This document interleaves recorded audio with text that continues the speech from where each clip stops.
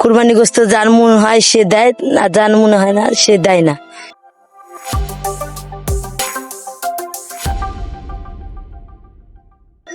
কোরবানির ঈদ মানে উৎসব আর আনন্দের প্রস্তুতি। কেউ ব্যস্ত কেনাকাটায়, কেউ বা কোরবানির পশু নিয়ে ব্যস্ত। কিন্তু শহরের এক কোণে এখনো অনেক জায়গা রয়েছে যেখানে এমন পলিথিনের ঘর এবং কাপড় এগুলো দিয়ে কিন্তু আসলে ঘর বানিয়ে থাকছেন অনেক বস্তিবাসী। তাদের ঈদ নিয়ে কি চিন্তা ভাবনা, তাদের আসলে কি হয় সেই দিনটিতে এবং কি কি সমস্যায় তারা রয়েছেন সেটি জানবো আজকের প্রতিবেদনে। আশা করছি সাথে থাকবেন। সমস্যার কথা আমাকে বলছিলেন। চালিয়ে মানে রোদে থাকি, বস্তিতে রান্না করতে কষ্ট লাগে, রোদ লাগে, তারপরে মুখে খাবার দিতে পারি না, কষ্ট হয়। তারপরে কুরবানি গোস্ত যার মনে হয় সে দেয়, আর যার মনে হয় না সে দেয় না। এখানে কি কেউ এসে দিয়ে যায় বা আপনারা কি নাকি বাসা বাড়ি থেকে না, বাসা বাড়িতে যায় চাওয়া লাগে। দেয় তারা? হ্যাঁ, যেরকম খুশি মনে হলে দেয়, না হলে না দেয়। আমাদের পানির কষ্ট।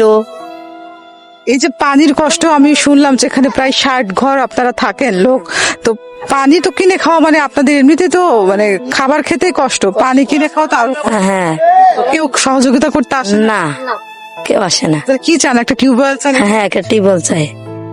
আপনি কত বছর ধরে এখানে থাকেন? 40 বছর। 40 বছর ধরে থাকেন। ঈদ নিয়ে আসলে কি করা হয় সেদিন, বা আপনাদের কেউ সহযোগিতা করে কিনা? কেউ মাংসটা কেউ দেয় না, করে না কেউ? নিজ ইচ্ছায় যাই বাসা বাড়ি, যদি কেউ মন চাই যায়, না চাই না দেয়, সেইটাই। আর এবার একটু বলেন যে এই যে সন্তানদের নতুন জামা কাপড় কিনে দেয়া বা আরো যে বিষয়গুলো পরিবারের সবাই মিলে একটু ভালো জামা কাপড় কিনবো কি দিয়া, নিজের পেট চলতেছে না, কষ্টতে আছে। কেন পলিথিনের ঘর থাকে, ঘর থাকা যাচ্ছে না এখন, এই যে মাঠে যা থাকতেছি এখন। আপনি কত বছর ধরে এখানে থাকেন? প্রায় 15-20 বছর। 20 বছর ধরে থাকেন। হুম।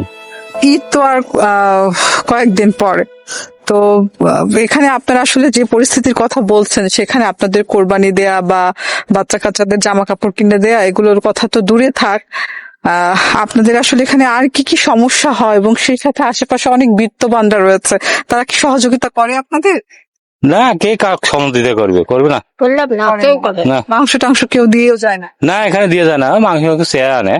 প্রিয় দর্শক, আমি যেমনটি বলছিলাম যে আমি দাঁড়িয়ে রয়েছি রাজশাহী নগরীর পদ্মা বা শিখচি এলাকা রয়েছে, ঠিক সেইখানে এখানে একটি বস্তিতে এখানে 300 ঘর লোক বাস করে এবং কোরবানি ঈদের প্রতিবেদন করতে আসলেও কোরবানির মাংস পাওয়া বা আরো জামা কাপড় পাওয়া এগুলো আসলে তারা বিলাসিতা ভাবছেন। তারা এগুলো থেকে তারা বেশি যেটা চাচ্ছেন, তারা চায় বিশুদ্ধ পানির জন্য একটি টিউবওয়েল এবং সেই সাথে এখানে টয়লেটের ব্যবস্থা করা। আশা করছি কর্তৃপক্ষ যারা রয়েছেন, ঊর্ধ্বতন যারা রয়েছেন, যারা আমাদের দেখছেন, বিশেষ করে রাজশাহী সিটি কর্পোরেশনের, এই বিষয়টি আপনাদের যদি নজরে আসে অবশ্যই আপনারা এখানে আসবেন।